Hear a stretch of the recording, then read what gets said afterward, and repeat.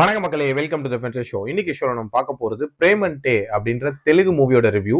இந்த படம் already தியேட்டர்ஸ்ல release ஆன ஒரு படம். இப்போ வந்து நெட்ஃபிளிக்ஸ்ல தமிழ் டப்பிங்கோட அவைலபிளா இருக்கு. இந்த படத்துல பிரியதர்ஷி, ஆனந்தி மற்றும் பலர் நடிச்சிருக்காங்க. இந்த படம் ஒரு ரொமான்ஸ் கலந்த கிரைம் காமெடி அப்படின்னே சொல்லலாம். இந்த படத்தோட ஸ்டார்டிங்லேயே நம்ம ஹீரோவை காட்டுறாங்க. இவர் வந்து செக்யூரிட்டி எக்யூப்மெண்ட் சப்ளை பண்ணக்கூடிய ஒரு கம்பெனி வச்சு நடத்திட்டு இருக்காரு. ஸ்டார்டிங்லேயே வந்து ஆனந்தியை ஒரு கல்யாணத்துல பாக்குறாரு. அண்ட் இவங்களுக்குள்ள காதல் மலர்ந்து அது கல்யாணத்துல போய் முடியுது. ஒரு மாசம் ரொம்ப ஜாலியா இவங்களோட லைஃப் போகுது அப்படின்னே சொல்லலாம். ஒரு மாசத்துக்கு அப்புறம் மட்டும் ஒரு திடுக்கிடும் உண்மையை வந்து ஆனந்தி கண்டுபிடிக்கிறாங்க. அதாவது பிரியதர்ஷி ஒரு திருடன் அப்படின்ற மாதிரி. சோ இது தெரிஞ்சதுக்கு அப்புறம் மட்டும் அவங்க வாழ்க்கையில என்ன மாதிரியான சம்பவங்கள் நடக்குது, அதுக்கப்புறம் இந்த கப்பல் பண்ணக்கூடிய விஷயங்கள் என்னென்ன, டுவர்ட்ஸ் எண்ட் என்ன ஆகுது அப்படின்றத அந்த படத்தோட கதை. இந்த படம் ஸ்டார்ட் ஆன விதத்தை பார்க்கும்போது ஒரு சாதாரண ரொமான்ஸ் காமெடியா தான் இந்த படம் இருக்க போகுது அப்படின்ற ஒரு எதிர்பார்ப்பு இருந்துச்சு. பட் போக போக பாத்தீங்கன்னா சடனா இதோட டோன் அப்படின்றது ஷிஃப்ட் ஆகும். ஒரு மாதிரி வித்தியாசமான ஒரு கிரைம் காமெடிக்குள்ள நுழையும்.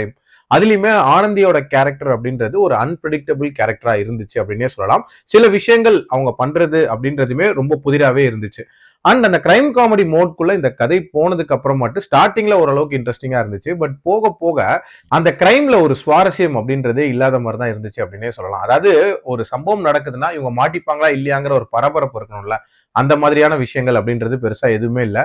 அண்ட் காமெடியை பொறுத்த வரைக்குமே ஒரு மாதிரி ஃபோர்ஸ்டு ஹியூமர் அப்படின்ற மாதிரி தான் இதுல திணிச்சிருந்தாங்க. ஒரு சில இடங்கள்ல ஒர்க் அவுட் ஆச்சே தவிர நிறைய இடங்கள்ல வந்து ஒரு மாதிரி ஆடாதான் இருந்துச்சு.